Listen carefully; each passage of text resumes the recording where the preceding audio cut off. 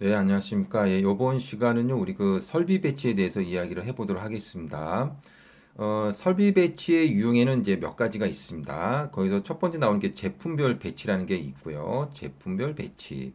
그 다음에, 공정별 배치라는 게 있고요. 그 다음에 이제 고정형 배치라는 게 있습니다. 먼저 이제 그 제품별 배치를 볼게요.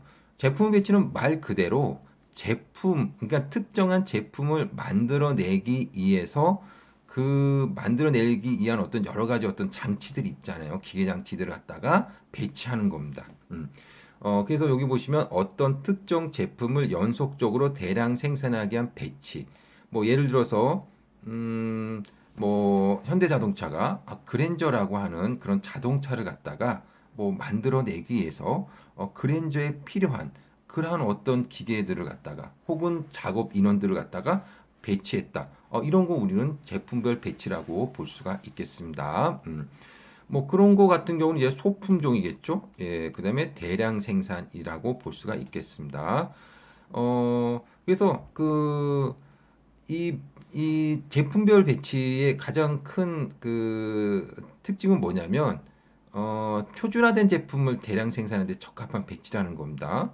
그러니까는 어떻게 보면 이제 앞에서 배웠던 뭐 연속 공정, 뭐 라인 공정, 뭐 이런 것들을 갖다가 할 때 굉장히 적합한 그런 어떤 배치라고 볼 수가 있겠습니다.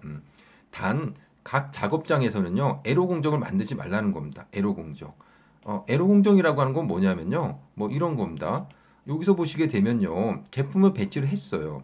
그런데 1, 2, 3, 4로 이렇게 가는데 시간도 그렇고요. 굉장히 딱딱 들어맞죠. 하지만 그 밑에 걸 보니까는 두 번째에서 이제 과부하가 걸린다는 겁니다. 그러면 뒤에 있는 공정은 기다려야 되겠죠. 예. 그러면 아무래도 작업 시간이 늦어지게 되고요.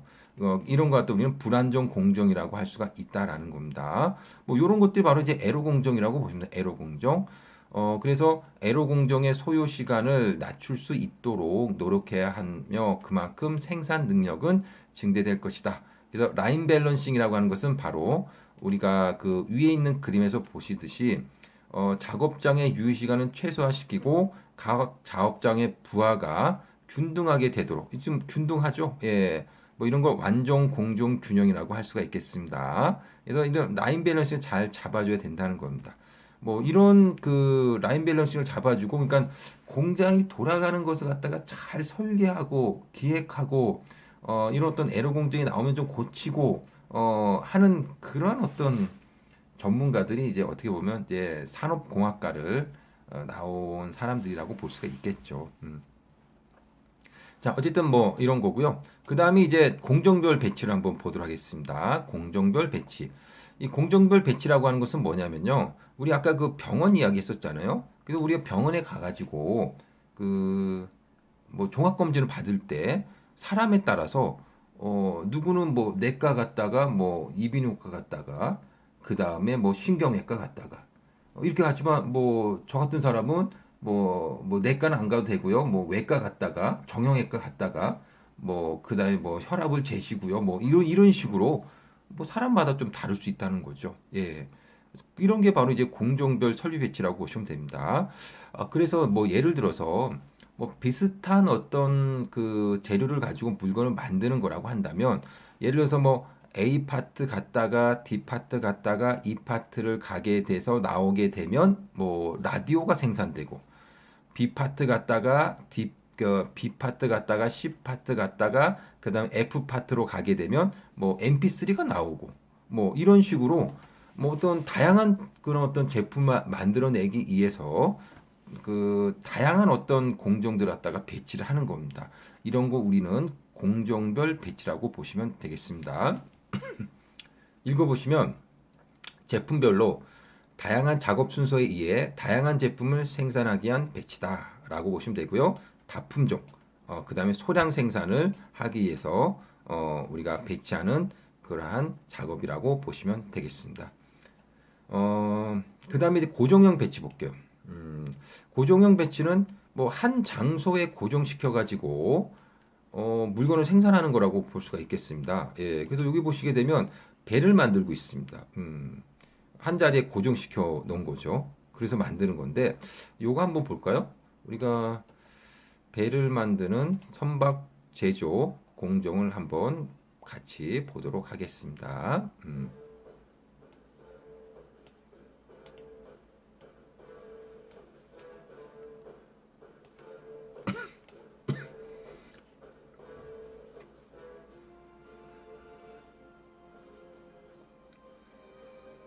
배가 움직이지 않고 한 자리에서 계속 만들어집니다. 이게 이제 고정형 배치인 거죠. 예, 좀 빠르게 갑시다. 예,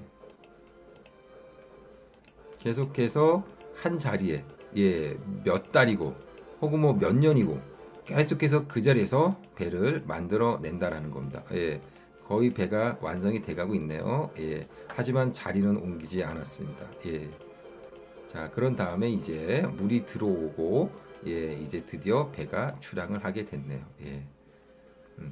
자, 어쨌든 이런 게 바로 이제 고정형 배치라고 보시면 되겠습니다. 음, 배를 만들 때나 혹은 뭐 비행기를 만들 때도 역시 마찬가지라고 볼 수가 있습니다. 자, 그다음에 이제 혼합형 배치를 한번 볼게요. 혼합형 배치. 이 혼합형 배치라고 하는 건 뭐냐? 제품별 배치와 공정별 배치의 장점을 이용한 배치 형태입니다. 제품별 배치는요, 어떤 특정한 제품을 만들어내기 위해서 우리가 그 여러 가지 기계들을 갖다가 배치한 건데, 이 제품별 배치 같은 경우는 그 쉽게 말하면 어떻게 보면 라인 공정, 연속 공정이죠. 따지고 보면. 그래서 비용을 굉장히 낮출 수가 있습니다. 하지만 그 연속 공정의 가장 큰 문제점이 뭡니까? 예, 다양한 제품 만들기가 어렵다라는 겁니다. 예.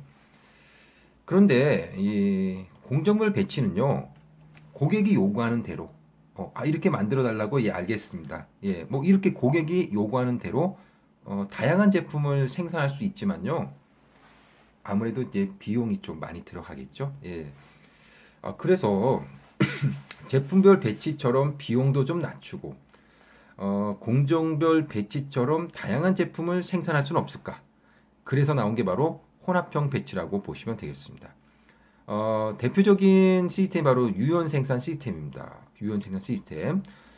유연 생산 시스템이라고 하는 것은요, 그 생산함에 있어서 고객이 요구하는 대로 좀 유연하게 생산할 수 있는 그런 시스템이라고 보시면 되겠습니다.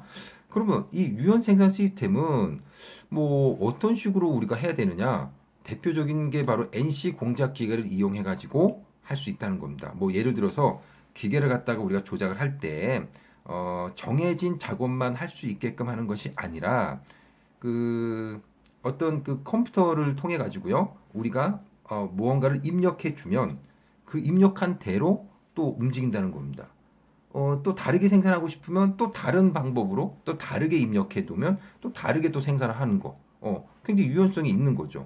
근데 이제 기계가 생산하면 하니까 유연성이 있으면서도 또 빠르게 그다음에 많은 생산을 많은 제품을 우리가 생산을 해낼 수 있다는 겁니다. 그러니까는 이 유연 생산 시스템을 이용하게 되면 그 비용도 낮추고 그 다음에 다양한 제품도 생산할 수 있다. 이렇게 보시면 되겠습니다. 뭐 영상을 한번 봅시다. 영상. 예. 그 NC 공작 기계의 간단한 영상을 한번 보도록 하겠습니다. 지금 보면은 이게 컴퓨터로 그 입력을 하는 겁니다. 이제 그렇죠? 예. 그래서 이 컴퓨터로 이게 입력을 하고 그 다음에 이제 입력한 대로 이제 기계가 뭐 움직인다 이렇게 보시면 됩니다. 기계가 이제 알아서 이제 입력한 대로 기계가 움직인다라고 보시면 되겠습니다. 뭐 그렇게 해서 좀 더 진화된 게 이제 요새 나오는 이제 스마트 공장이죠. 4차 산업혁명에 의해 가지고 스마트 공장이 굉장히 늘어나고 있다 이렇게 이야기를 할 수가 있습니다. 이것도 한번 같이 한번 볼게요. 외국의 사례를 벤치마킹하면서 본격적인 스마트 공장을 시작한 이 기업은 현재 국내에서 가장 발전된 수준의 스마트 공장을 가지고 있다. 기업의 주력 제품인 저압 차단기와 배태기를 생산하는 이 공장은 정보통신 기술을 기반으로 전 라인에 걸쳐 완전 자동화가 구현돼 있다.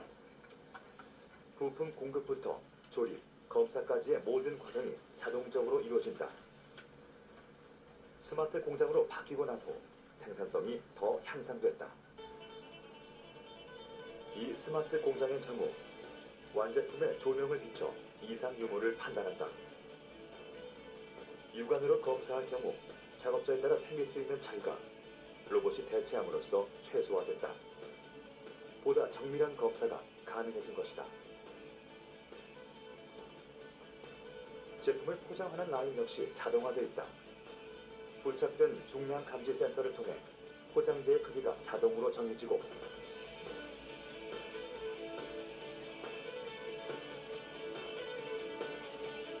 커다란 포장 로봇은 상자에 따라 품목별로 일정한 간격에 맞춰 제품을 포장한다. 대부분의 제조 현장에선 여전히 인력에 의존하고 있는 작업이지만 이곳에선 자동화 로봇이 대신하기 때문에 사람이 힘들게 일할 필요가 없다. 제품을 이송할 때도 마찬가지다. 부품부터 완제품까지 모든 이송은 무인 운반차가 담당한다. 무인 운반차는 바닥의 녹색선을 따라 공장 곳곳을 돌아다닌다. 프로그래밍된 명령에 맞춰 부품은 생산 라인으로, 완제품은 포장 라인으로 이동시키는 것이다. 그렇다면 이러한 자동화 시스템은 공장에 어떤 효과를 가져왔을까?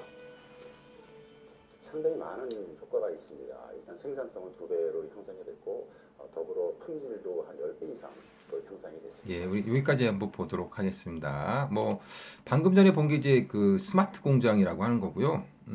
보니까는 뭐 물건을 검사하는 것도 기계가, 심지어 포장하는 것까지, 예, 포장도 다 기계가 한다.